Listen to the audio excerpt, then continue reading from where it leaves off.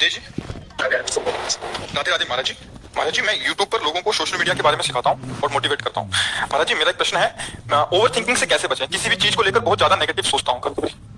तो आप क्या सिखाते हैं लोगों को? महाराज जी मैं सिखाता हूँ, मतलब आप YouTube से सोशल मीडिया से रोजगार कर सकते हैं। बच्चा, परम विश्राम जब तक मन को नहीं मिलेगा तब तक ये कभी शांत होने वाला नहीं। चाहे आप 100 करोड़ रुपया रोज कमाने लगे, 100 करोड़ रुपया रोज कमाने लगे, चाहे आप हजारों लाखों विषय भोग रोज भोगने लगे, तो भी आपकी ओवर थिंकिंग रुकने वाली नहीं। समझ पा रहे हो या इसमें आपको कोई संशय है? नहीं। 100 रुपए की मांग, फिर 1000 रुपए की मांग, फिर 1 लाख की मांग, फिर करोड़ की मांग, फिर अरब की मांग, ये बढ़ती ही चली जाएगी। इसकी पूर्ति नहीं होती कभी, आज तक किसी की नहीं हुई। इतिहास साक्षी है। उसी की पूर्ति होती है जिसको अध्यात्म का ज्ञान हो जाता है। उसके अंदर ये वृत्ति आती है, यथा लाभ संतोष सदा काहू सो कछु न चाहूंगो, परहित निरत निरंतर मन क्रम वचन नेम निभाऊंगो, कबहू कहो या रहा नहीं रहूंगो। जिसमें हम अपने विचारों पर शासन कर सकते हैं, हम अपने मन को शांत कर सकते हैं। वो रुपया नहीं होता, वो भोग सामग्री नहीं होती, वो अध्यात्म होता है। आप इस बात को स्वीकार करते हैं? जैसे आपका मन कह रहा है कि ये शरीर भोगने को मिल जाए, तो शरीर को कोई भोग रहा है या आपको ही मिल जाए, तो कुछ दिनों बाद आपका मन किसी और शरीर को भोगने की मांग करेगा, फिर किसी दिन और, फिर और ओवर थिंकिंग, ये सोच बढ़ती ही चली जाएगी आपकी, कभी रुकने वाली नहीं। ये रुकेगी तो एकमात्र श्री भगवान का आश्रय लेकर अध्यात्म ज्ञान नाम जप के द्वारा रुकेगी। नाम जप नहीं हो रहा तो चाहे जितना धन कमा ले, चाहे जितनी भोग सामग्री, महाराज ययाति जिनके वंश में भगवान श्री कृष्णचंद्र जी का अवतार हुआ, उनके बड़े पुत्र का नाम यदु था, इसीलिए भगवान को यदुवंशी कहा गया। उन्होंने अपने जीवन का परम पावन समय भोग में लगाया। भागवत में उनका चरित्र है, महाभारत में चरित्र है। उनको पत्नी रूप में जो मिली वो बहुत परम पवित्र, अप्सराओं को भी मोहित करने वाली परम सुंदरी देवयानी जी भगवान शुक्राचार्य जी की पुत्री थी। वो संयोग बना ऐसा कि उनको वो प्राप्त हुई और बहुत ही गंभीर और सुंदर दासी रूप में उन्होंने वृषपर्वा की पुत्री शर्मिष्ठा को स्वीकार किया। शर्मिष्ठा से भी पुत्र हुए, देवयानी से भी पुत्र हुए। बड़ी कथा में सारांश में केवल बता रहे। देवयानी की शर्त थी कि आपने मुझे स्वीकार किया है तो मैं सर्व सुंदरी हूं और सर्व पूज्य हूं।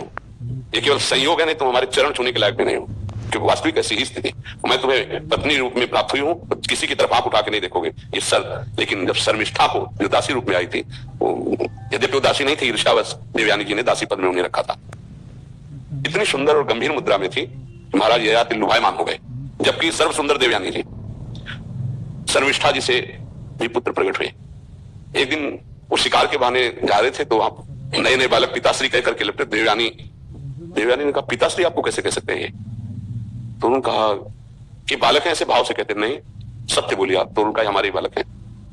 तो तुरंत उसी समय चली गई भगवान शुक्राचार्य जी के पास और कहा, इन्होंने हमारे साथ छल किया, इनको दंड मिलना चाहिए। महाराज ययाति जब सामने गए तो उन्होंने कहा, जाओ तुम इतने काम मोहित हो रहे हो तो जरावस्था को प्राप्त हो जाओ, वृद्धावस्था। अब देवयानी से कहा कि पिता से साफ तो दिला दिया, क्या इसमें तुम्हारा हित होगा?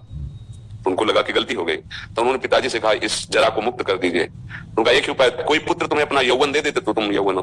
पुत्र से भी यौवन प्राप्त करके उन्होंने फिर विषयों को भोगा।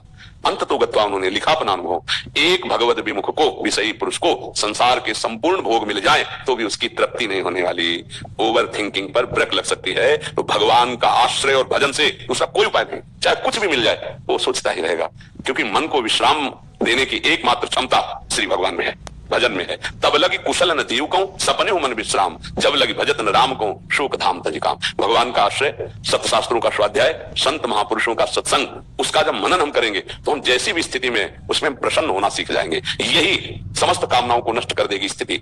बिनु संतोष न काम न साही, अछत काम सुख सपने उनाई। यदि संतोष धन रूप नहीं आया तो कामनाओं की बढ़ोतरी उसको जलाती रहेगी, उसको मिटा देगी, नष्ट कर देगी। तो ओवर थिंकिंग से बचने के लिए भगवान का आश्रय, सत्संग और नाम जप, ये 3 बातें यदि जीवन में आ जाए तो बहुत आनंद आ जाएगा, मन प्रसन्न रहेगा, विश्राम को प्राप्त हो जाएगा। अगर अध्यात्म से नहीं जुड़ा है तो हमें एक उदाहरण बता दो कोई, जो अभी तुम्हें वर्तमान में दिखाई दे रहा हो, लेकिन बाहरी बात को लेकर नहीं। तुम बाहरी बात को लेकर और हम यहाँ आंतरिक बात को लेकर जैसे तुम प्रश्न करते हो, ऐसे आंतरिक स्थितियां यहाँ सबकी आती हैं।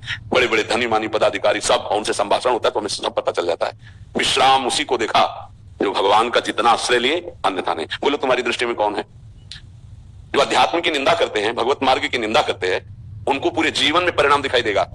जो ऐसी जगह खड़े मिलेंगे जहां कुछ नहीं है, कुछ नहीं प्राप्त किया जीवन में, सब कुछ होने पर भी बहुत ही घोर अशांति में जीवन होगा। जो आपके मन की ओवर सोच, जो अब ये मिल जाए, ये मिल जाए, ये भोग लूं, ये भोग लूं, और जब उस पर बाधा पड़ेगी तो अब उसको संभाल पाने की योग्यता आप में नहीं रहेगी, क्योंकि अध्यात्म नहीं है। अध्यात्म सबसे पहला पावर प्रकट करता है सहनशीलता।